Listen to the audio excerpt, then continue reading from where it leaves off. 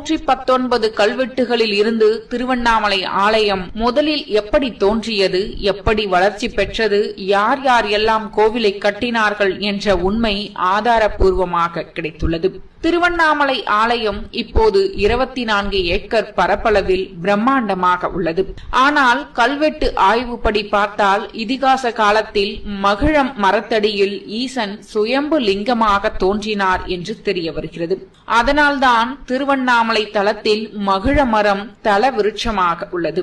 அடிமுடி காண முடியாதபடி ஆக்ரோஷமாக தீப்பிழம்பாக நின்ற ஈசன் மனம் குளிர்ந்து மலையாக மாறிய போது அவரிடம் விஷ்ணுவும் பிரம்மாவும் இவ்வளவு பெரிய மலையாக இருந்தால் எப்படி மாலை போட முடியும், எப்படி அபிஷேகம் செய்ய முடியும் என்று கேட்டனராம். இதைத் தொடர்ந்தே ஈசன் மலையடி வாரத்தில் சுயம்பு லிங்கமாக தோன்றியதாக தல புராணத்தில் கூறப்பட்டுள்ளது.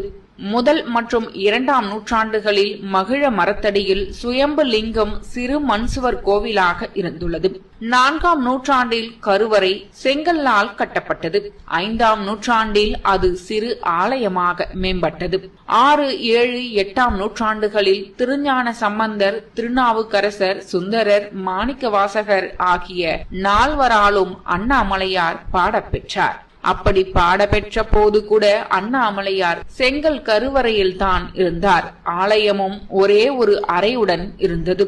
9ஆம் நூற்றாண்டில் சோழ பேரரசு செல்வாக்கு பெற்ற போது திருவண்ணாமலை ஆலயம் மாற்றம் பெறத் தொடங்கியது.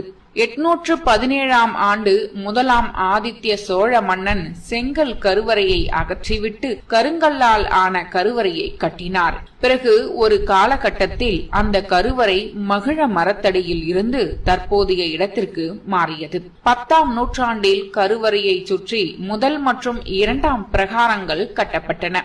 சோழ மன்னர்களின் வாரிசுகள் தான் இந்த பிரகாரங்களை கட்டினார்கள். அப்போதே திருவண்ணாமலை ஆலயம் விரிவடைய தொடங்கியது. 11ஆம் நூற்றாண்டில் கோபுரங்கள் எழத் தொடங்கின.